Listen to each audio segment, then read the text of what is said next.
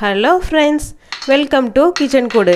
இன்றைக்கி நம்ம கிச்சனில் சூப்பராக கிறிஸ்பியான கிருஷ்ண ஜெயந்தி ஸ்பெஷல் உப்பு சீடை எப்படி செய்யலான்னு பார்க்கலாம். உப்பு சீடை செய்கிறதுக்கு நிறைய பேர் பயப்படுவீங்க. இதில் நான் நிறைய டிப்ஸ் அண்ட் ட்ரிக்ஸ் சொல்லியிருக்கேன். வீடியோவை ஸ்கிப் பண்ணாமல் பாருங்கள். நீங்களும் பயப்படாமல் சூப்பராக ஒரு உப்பு சீடையை கிருஷ்ண ஜெயந்திக்கு செய்யலாம். வாங்க வீடியோக்குள்ளே போகலாம்.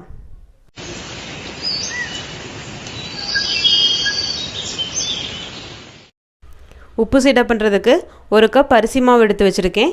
3 டேபிள் ஸ்பூன் உளுந்து நல்லா வறுத்து இந்த மாதிரி பவுட்ரு பண்ணி வச்சுக்கோங்க.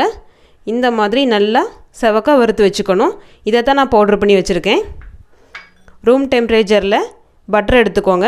தேவையான அளவு உப்பு, கொஞ்சமாக காயத்தூள் எடுத்து வச்சுருக்கேன். தேவையான அளவு எள் எடுத்து வச்சுக்கோங்க. வாங்க எப்படி செய்யலான்னு பார்க்கலாம். ஒரு கப் பச்சரிசி மாவு இப்போ பேனில் சேர்த்துருக்கேன். அது கூடவே 3 டேபிள் ஸ்பூன் வறுத்த உளுந்து மாவு இதில் சேர்த்துக்கோங்க. ஏற்கனவே நான் வறுத்த மாவு தான் எடுத்திருக்கேன். அதனால் கொஞ்சமாக ஹீட்டானால் போதும்.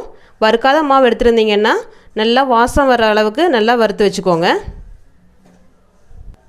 மீடியம் ஃப்ளேமில் வச்சு சூடு வர அளவுக்கு நல்லா வறுத்து விட்டுக்கலாம். மாவில் சூடு வர ஆரம்பிச்சிருச்சு. இப்போ ஸ்டவ் ஆஃப் பண்ணிக்கலாம். வறுத்த மாவில் 1 டேபிள் ஸ்பூன் எள்ளு சேர்த்துக்கோங்க. வெள்ளை எள்ளும் சேர்த்துக்கலாம். நான் இன்றைக்கி கருப்பு எள் தான் எடுத்திருக்கேன். தேவையான அளவு உப்பு சேர்த்துக்கலாம். 1/4 டீஸ்பூன் காயத்தூள் சேர்த்துக்கோங்க. 1/2 டேபிள் ஸ்பூன் பட்டர் சேர்த்துக்கலாம். பட்டர் பதிலாக நம்ம ஆயிலும் எடுத்துக்கலாம். எல்லாத்தையும் நல்லா கலந்து விட்டுருங்க. ஃபஸ்ட்டு எல்லாம் மிக்ஸ் ஆகிற மாதிரி நல்லா கலந்து விட்டுறலாம். அப்புறமா கொஞ்சம் கொஞ்சமாக தண்ணி சேர்த்து நம்ம முறுக்கு மாவுக்கு எடுக்கிற மாதிரி பிசைஞ்சு எடுத்துக்கலாம். நம்ம சீடைக்கு அரிசி மாவு உளுந்து மாவு எடுக்கும்போது நல்லா சலித்து எடுத்துக்கோங்க. சலிக்காமல் இருந்தீங்கன்னா ஏதாவது 1-2 அரையாமல் இருந்தாலும் சீடை வெடிக்கிறதுக்கு சான்ஸ் இருக்குது. அதனால் நல்லா சலித்து எடுத்துக்கோங்க. நல்லா கலந்து விட்டாச்சு. இதில் கொஞ்சம் கொஞ்சமாக தண்ணி சேர்த்துக்கலாம். இப்போது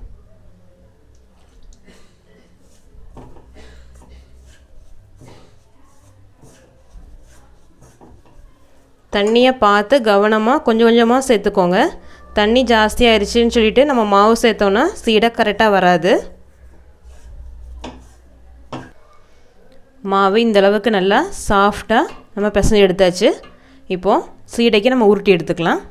நம்ம எடுத்து வச்சுருக்க மாவை சின்ன சின்னதாக உருண்டை பண்ணி எடுத்துக்கலாம். இந்த மாதிரி கொஞ்சமாக மாவு எடுத்து இந்த மாதிரி லைட்டாக இப்படி உருட்டி விட்டுருங்க. இந்த மாதிரி கிராக் இருந்தாலும் பிரச்சனை இல்லை. கிராக் இருக்கணும். ரொம்ப நம்ம குலோப் ஜாமுன் மாவு மாதிரி ரொம்ப நைஸாக உருட்டிட்டிங்கன்னா கண்டிப்பாக சீடை வெடிக்கும். இந்த மாதிரி கிராக் இருக்கிற மாதிரி உருண்டை பண்ணி எடுத்துக்கோங்க. அவ்வளோதான். இப்படி ஒரு சுற்று சுற்றினாலே போதும். கொஞ்சமாக இப்படி மாவு எடுத்துகிட்டு லைட்டாக இப்படி சுற்றி விட்ருங்க. அவ்வளோதான், முடிஞ்சுது. இதே மாதிரி நம்ம எல்லாத்தையும் செஞ்சு எடுத்துக்கலாம்.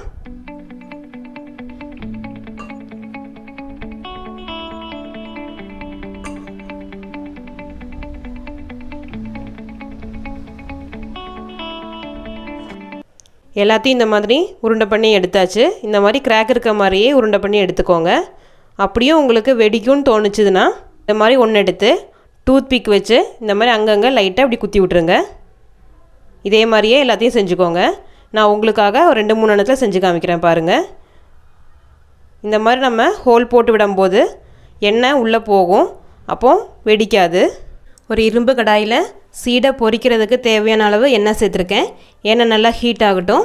எண்ணெய் நல்லா சூடாயிருச்சு. இப்போ நம்ம எடுத்து வச்சுருக்க மாவு இதில் சேர்த்துடலாம்.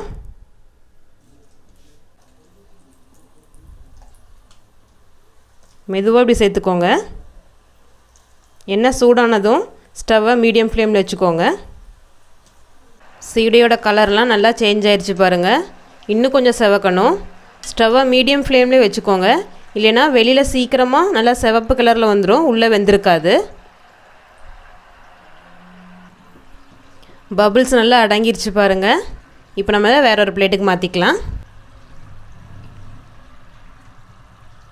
சீடை போடும்போது இந்த சுற்றியும் கேப் இருக்க மாதிரி போட்டுக்கோங்க. ஃபுல்லாக அடைச்சி போட வேண்டாம். நல்லா வேகாது. எல்லாமே ஒரே இடத்துல வந்து செட் ஆயிரும். நான் சொன்ன சின்ன சின்ன டிப்ஸ்லாம் யூஸ் பண்ணி நீங்களும் இதே மாதிரி சூப்பரான சீடை செஞ்சு எடுக்க முடியும். நீங்களும் வீட்டில் இதை ட்ரை பண்ணுங்கள். நான் இன்றைக்கி எடுத்த மாவோட அளவு 200 கிராம் தான். நீங்கள் ஃபஸ்ட் டைம் செஞ்சு பார்க்குறதா இருந்தால் இதே மாதிரி 200 கிராம் மாவுலேயே செஞ்சு பாருங்கள், சூப்பராக வரும். இந்த டிஷ் உங்களுக்கு பிடிச்சிருந்தா லைக் பண்ணுங்கள், ஷேர் பண்ணுங்கள், கமெண்ட் பண்ணுங்கள். இது வரைக்கும் நம்ம சேனலை சப்ஸ்கிரைப் பண்ணாதவங்க சப்ஸ்கிரைப் பண்ணுங்கள். கூடவே இருக்க பெல் பட்டனையும் கிளிக் பண்ணுங்கள். அப்போ தான் நாங்கள் போடுற எல்லா வீடியோ நோட்டிஃபிகேஷனும் உடனுக்குடன் உங்களுக்கு கிடைக்கும். தேங்க்யூ.